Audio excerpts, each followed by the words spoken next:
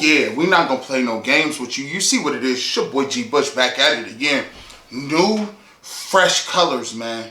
New, fresh colors. If you're not checking out shopfifthmerch.com, look at the Inspired. The new, all new G Bush in the barbershop inspired snapback caps, man. Listen, man. All new designs, all new logos on the side and the back. Barbershop pole on the back. Shopfifthmerch.com, the home of all the barbershop gear. Go check that out right now. Also, we got about 6 new designs, man. You can check them out, man. Dope, man. Let's get going. Listen, let's get right off into this preview, man.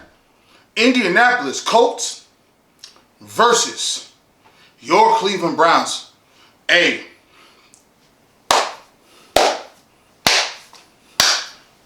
let's get going. Talk to him. Now, this is going to be a barn burner again. This is another winnable game for the Cleveland Browns. Another winnable game. Right now, on paper, Indianapolis looks like they got one of the best defenses, or one of the top 2 defenses in the league. When you look at the Indianapolis Colts, they're going to have a couple of people down. Leonard is going to be down there. They're in middle linebacker. Offensive line, Costanza is going to be down.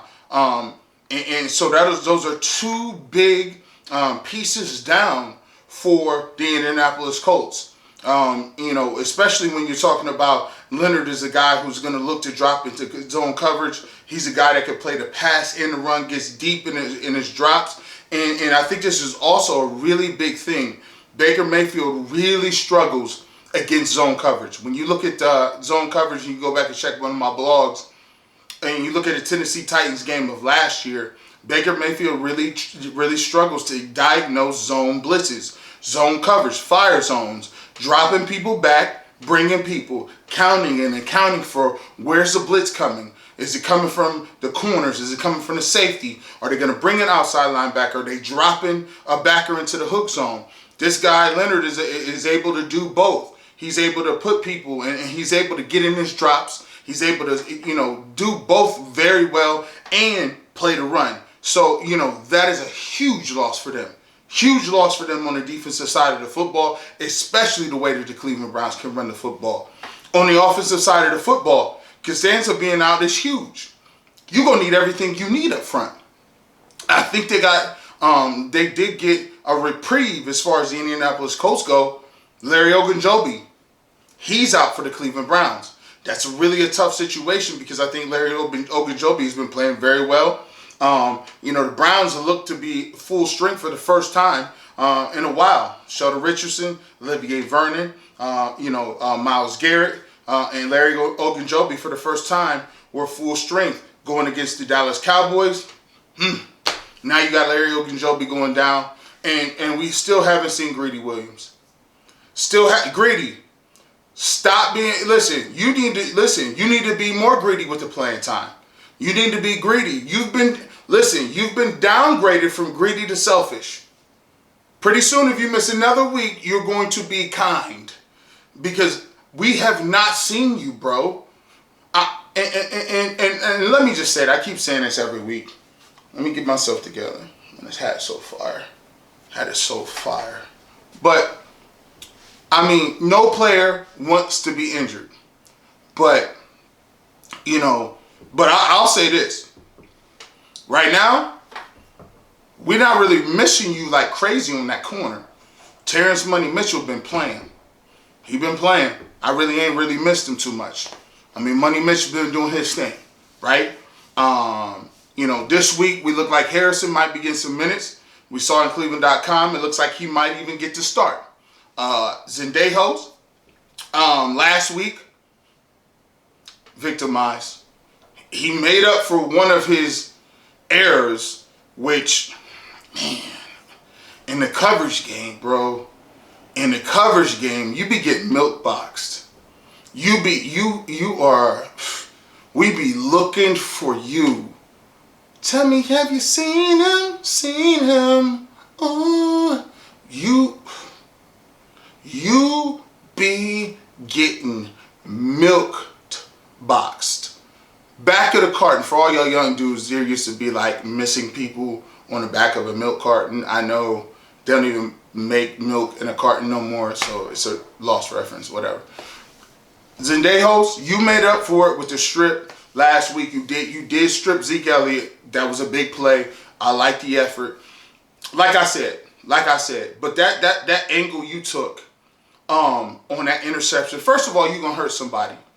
You're gonna hurt somebody. My coach used to always say that. See what you hit. See what you hit, son. You led, first of all, with the crown of your helmet. Second of all, you didn't play the football. Third of all, why are you diving? Why are you diving when all you had to do was play the football on a fourth down, and you go blindly diving in between double coverage between you and Denzel Ward, and you let Amari Cooper walk into the end zone? There was another busted play where you looked like you was playing a whole completely different coverage. You thought you had outside help, and it was a busted coverage on CD Lamb. Like, every single week is something. It's every single week. And they had the nerve to make you an honorary captain. They had the nerve, the audacity to make you, I hate the honorary, listen, I completely hate the rotating captain situation. I hate it. Like, this is not Boy Scouts. Like, this ain't whoever sells the most cookies, whoever works the hardest in practice, whoever comes in first in their suicides. We're gonna let you be captain. Man, bro, get up out of here with that. It's disgusting. Anyways, anywho's, let's get off of that. Let's get up off of that. I'm gonna try to be nice because the Browns won last week and we're not gonna do anything. The second thing I want to talk to y'all about too is get some hands. I'm gonna start calling y'all defensive cats Stonehenge. Back in the day when I used to play, you miss a pick, you either had to run or you had to do push-ups. Let me count them. Taki, miss pick. Right? These is right in your hands. Right, Harrison, you had an opportunity to play last week, right in your hands. You look like you had a handful of knuckles. There was 3 to 4 missed interceptions that people right in your face mask missed. Y'all gotta pick them off. Y'all gotta pick them off. Y'all gotta do something about those. But when you look at this game this week, and no disrespect to the Indianapolis Colts, they got a very nice defense. But the Cleveland Browns have a very nice offensive line. In this game, when you look at it, the Cleveland Browns can run the football. And I believe that they can run the football on pretty much everybody. No lie. To me, the Cleveland Browns, Dearness Johnson is going to be able to run the ball. Dontrell Hilliard is going to run the ball. And you know Kareem Hunt's going to be able to run the ball. I truly believe that. And I know people may point to the fact that you're going to not be able to do that. This isn't the Bengals. This isn't the Redskins. And we didn't run the ball that well against the Ravens. And the Cowboys' defense is atrocious. But the Cleveland Browns, I think this is more of a thought process. The Cleveland Browns are an elite running team. Do you understand, boys and girls, that the Cleveland Browns have only thrown over 200 yards one time, and they're still a top 10 offense. I believe they're number 4 in scoring points. The Cleveland Browns have Baker Mayfield has thrown over 200 yards one time, and the Cleveland Browns are a top 10 offense and a top 5 in terms of points. That is prolific. When you watch the All-22 in Cleveland Browns, they are running a devastating mix of zone, blocking, stretch blocking, and they're running the gap blocking. Now, a lot of people, I don't want to get in the weeds on this one. I don't want to get all into the minutia of what that means. But just to let you know, as a former defensive lineman, they're not doing that. It's 2 completely different schemes. And when you're pulling and running zone and you're running a stretch, anything can come. You can get a down block. You can get the stretch block. You can get a reach. You can get a double team. They can climb on you to the next level. It's devastating. You can cut. It's very difficult as a defensive line. And that's why you see very little penetration in the backfield because you don't know what you're going to see at the point of attack. And that is why you see all these Cleveland Browns running backs with 4 to 5 yards before they're even getting touched. Before they're getting touched. Baker Mayfield is also carrying out those fakes backside, which holds the defensive end. Holding those defensive ends, right? The defensive end can't crash down, so therefore that's one less defender that's in the play, rushing backside to tackle the ball carrier. Also, Stefanski doing a great job running boot play action off that. 2 tight end sets, slide and slam, tight ends coming backside. Guess what? Beautiful. Also freezing the defensive ends and linebackers. Third way to slow a defense down is they've also shown you 2 ways to slow down defenses and linebackers. They've also given you and put on tape the reverse pass and then taking the reverse to the house with OBJ. The reverse pass with Landry and the reverse with OBJ. As a defensive end, I'm looking at it like this. So you meaning to tell me I can see boot, so I got to stay home. I can see the reverse pass. I can also see the reverse. So I have to be disciplined. I can't go running upfield, running around, just flying around like that. That holds everybody. You got to play line. You got to play gap integrity. You got to play gap integrity, specific football, and you got to stay in your rush lanes, rush integrity as well. All these things make it very difficult to stop that game, stop the run game. Very interesting when you take a look at the dichotomy of what both teams want to do. When you go to the Indianapolis Colts, the Browns ain't the only team with a back. See, you can just do Browns blogs, but you also got to take a look at the opposing team.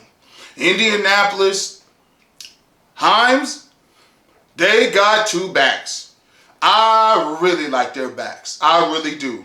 Jonathan Taylor has different burst. What you mean by that, G. Bush? Different burst. That burst is different. World-class different burst. I mean, that type of different. Like if he get a different, like there's different, like my coach used to say, if he get the ball, he can hit his head on the goalpost. I mean, he could take an inside run and run straight and be in the end zone. I like the 1-2 punch. They got a nice tight end that they do a lot of things with. I like him. I like what they do with the 2 running backs. T.Y. Hilton is still there. Really strong offensive line. They're going to be down a little bit with Costanza. I like that. Phillip Rivers, he traditionally doesn't play very well against the Browns. He's lost a little bit on his fastball. But they do a lot of stuff out of the shotgun. I was really impressed with what they do. They run a lot of draw. They run a lot of handback. And handback is deceiving. Handback has a different timing. It's almost a 1/1002 and then hand. It's almost a 1/1000 in hand. It's a lot of delayed handback. And handback is different from a draw. Draw is quicker. Handback is delayed. And you can get down. Those guys are firing off the ball. And the linebackers are caught off guard by that. And then when they run that a couple times, then you got T.Y. Hilton underneath. Fake, right underneath. And Phillip Rivers is really good at throwing those type of routes. And that's pretty much what their game is. They're not going to hit you too much over deep. He doesn't have the elite arm strength. That was never Phillip Rivers' game anyway. His game was never going deep on you anyway. But they're really proficient at the underneath game. The defense is so good, they don't have to, kill you with 17, 30, 45-yard passes. They can beat you with the dink and dunk 7/8 and do their thing. So this game is once again good team, but this game by no way, shape, or form is a game that the Cleveland Browns don't have an opportunity to win. It's an winnable game, and this game to me tells me more about the Cleveland Browns than the Cowboys game. Because if you win this game, let me tell you something. You win this game, now you're going to see a little bit different energy out of me, out of the national media, out of the local media, and out of fans. Because then you telling me you not 4-1, you talking about the Steelers. Straighten my joint up. Get myself to, you talking 4-1, talking about the Steelers. And I ain't got nothing good to say about them. I don't care, no Steelers people write nothing under my comment section. I could say a couple good things about the Ravens. I could say a few good things about their offense and how they moving. That's cool. And the Bengals, cool. But I ain't got nothing to talk about with the Steelers. Zip, zero, stingy with De Niro. No. Now we 4-1 talking about these Steelers. That's a whole nother type energy. That's a different type energy. So this is a game where now that momentum is growing. Now we got something. And this is another game in which you can see the maturation of Baker and you can see it coming. You can see it coming. Here's the situation.